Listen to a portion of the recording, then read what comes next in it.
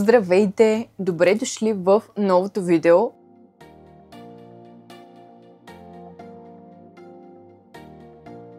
С голямо удоволствие започвам един DM haul, както сте видели вече по заглавието, защото скоро не съм правила нещо такова, не сте виждали нови придобивки, по този начин започнах канала и ми се иска от време на време да има и такива видеа за вас, защото знам, че са ви доста интересни. Аз ви обясних защо няма толкова често такива видеа, просто смятам, че YouTube е пренаситен с всякакви консуматорски видеа и е хубаво в повечето такива да се дава някаква стойност, но от време на време и аз ще правя такива нови придобивки. Сега се върнах от DM с една пълна торба с неща, така че реших да ви покажа какво съм купила. Повечето неща са нови за мен, така че ще ги тестваме заедно в следващите видеа и ще ви давам мнение за тях. Нямам такова, но няма проблем. Сега ще ви покажа какво съм взела и преди да започнем, само абонирайте се за канала, за да не изтървате подобни такива видеа, влогове, летни влогове, много важно, защото предстоят пътувания, почивки, много интересни неща, както и видеята за сватбата, които в момента приготвям. Някои вече са качени, някои сега предстои да се качат, така че очаквайте много неща. Абонирайте се, за да не изтървете, харесайте видеото, коментирайте и ако имате някакви въпроси, може да ми ги зададете налично и в Instagram. А сега продължаваме напред към видеото. Започвам с перилния препарат, на който се спрях. Купуваме по принцип ето такива, които са на марката на DM, Denk Meat. Знам, че са веган продуктите, затова взимам от тях. Такъв до сега не сме пробвали. Той се води за 30 пранета и струваше 9,99, затова реших да го изпробваме. За цветно пране е този. Литър и половина е по принцип. Ще видим сега. Хубаво мирише. Аз дори пуснах вече една пералня с него и ще видим, когато излезнат дрехите, дали са с приятен аромат, но вие знаете, че аз търся да не са тествани върху животни продуктите, да са веган и затова взимам тези перилни препарати. Просто повечето перилни препарати, известни на шумели марки, тестват и нямам голям избор. От DM знам също, че марката Frosch не тестват и тях също ще пробваме в даден момент.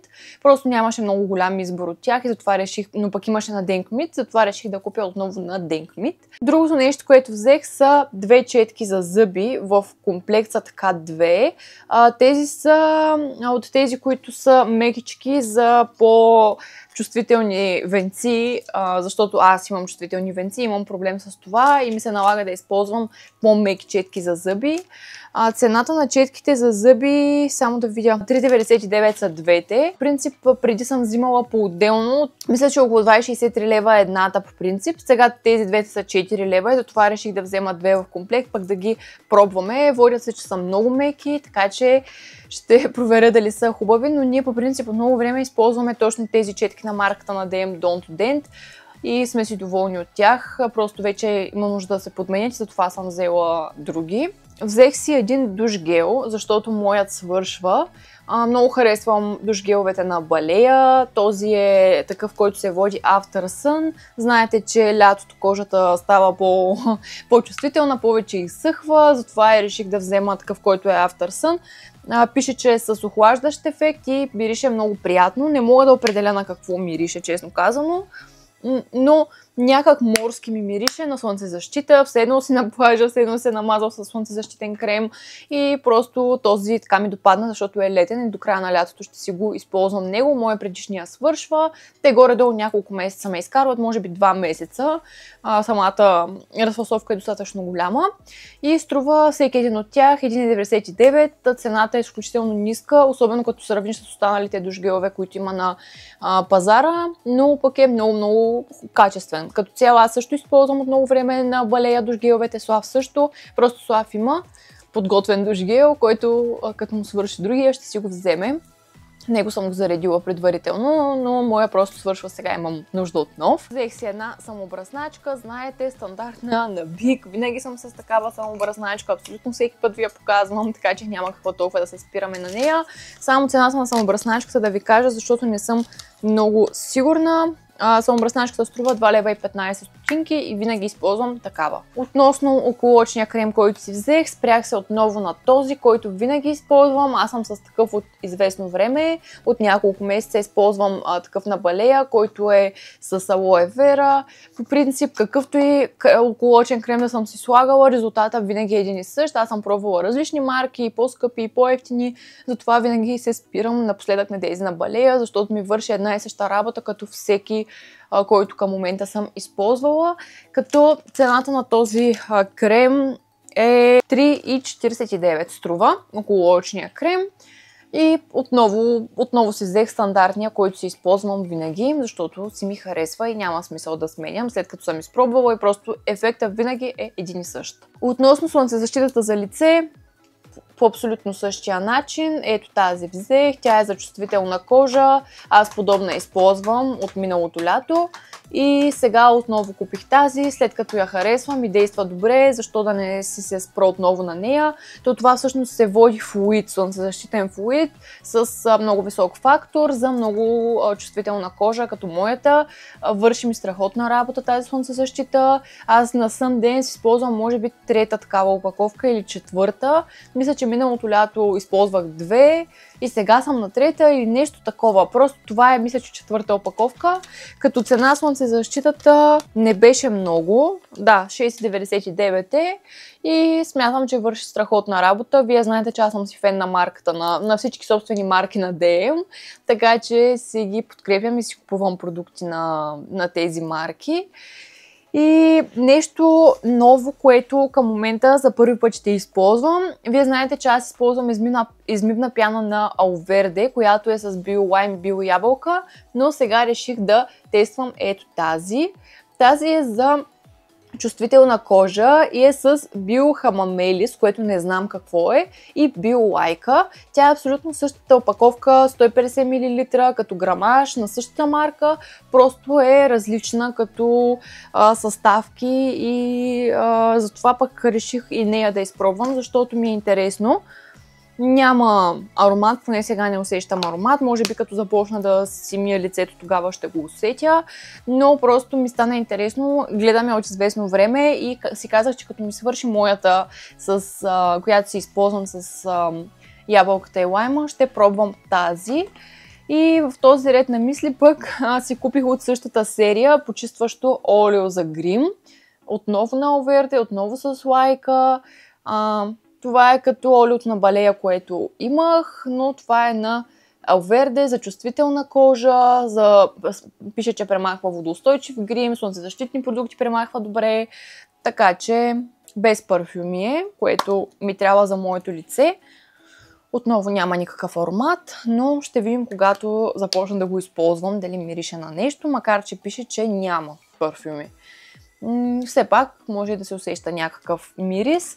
Забравих да ви кажа, пяната струва 6 лева и 19 стотинки, а почистващото олио струва 5,99. Те и на Балея мисля, че са толкова. Просто на мен ми свършва почистващото на Baum или не съм сигурна Zero, не знам как се казваше точно марката, но това почистващо ми свършва. Искам да тествам вече нещо различно. Не, че не съм доволна, просто искам да са различни продукти, за да мога и на вас да ви давам някакво адекватно мнение за различни продукти, да не се ползва едно и също, защото по този начин ще мога да ви бъда полезна и на вас.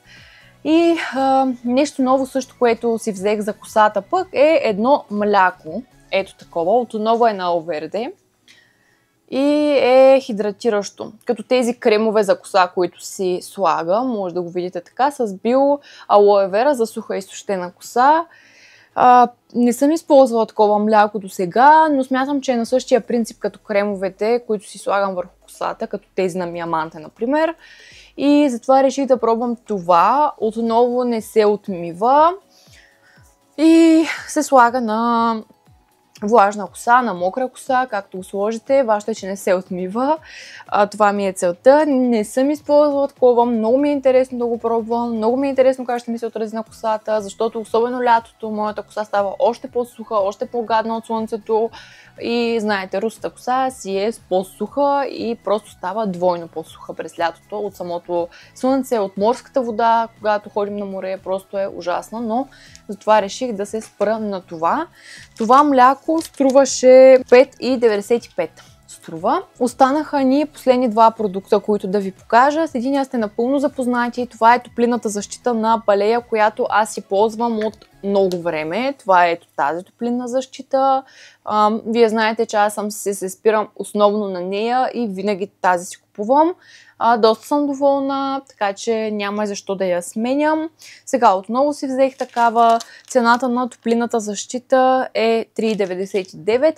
То реално нямаше и избор, но аз след като си я харесвам, отново си взех тази. Просто в Дамол ходих в DM и нямаше други. И последният продукт също е нов за мен. За първи път ще го изпробвам. Това е един шампуан отново на Оверде. Аз днес се спрях на тази марка. Води се против пърхот и сърбящ скалп. Аз имам много сериозни проблеми с скалпа и затова ми е интересно да го тествам, за да видя дали ще имам някакъв ефект от него. Наистина много ме сърби скалпа, много се лющи, така че определено имам нужда от нещо такова. С биобразилски орех и биорозмарине и наистина доста мирише на розмарин, като го отвориш. Аз в DM го помирисах. Доста мирише на розмарин, но аз нямам проблем с този аромат, защото като цяло съм си правила маски, не ми пречи аромата, но имайте предвид, че си има аромат, ако има хора, които се дразнат на него. Същевременно съм забелязала, че розмарина действа много добре и на скалпа, и на растежа на косата ми, така че реших да го пробвам все пак и ще видим какво ще бъде мнението ми за него. Не се спрях на никаква маска, защото ми се иска да е от същата серия като шампуана. Нямаше маска и балсам на Оверде на тази серия. Затова ще видя в някой друг ден дали ще намеря. Шампуана струваше 4,95. Като цяло сметката е 52 лева и 67 стотинки. Всъщност е 55 лева и 67 стотинки, но аз имах един талон, който активирах в приложението за 3 лева и намали с 3 лева. Съветът ми е, ако нямате приложението на DM, да си го изтеглите и да си активирате талони всеки път, когато пазарувате, защото е доста голяма оферта, може да ви спести много пари и доста често има някакви отстъпки. Дори в момента има 15% отстъпка за слънцезащитни продукти. Аз си купих слънцезащитен продукт без отстъпка, защото бях активирала друг талон, този за 3 лева.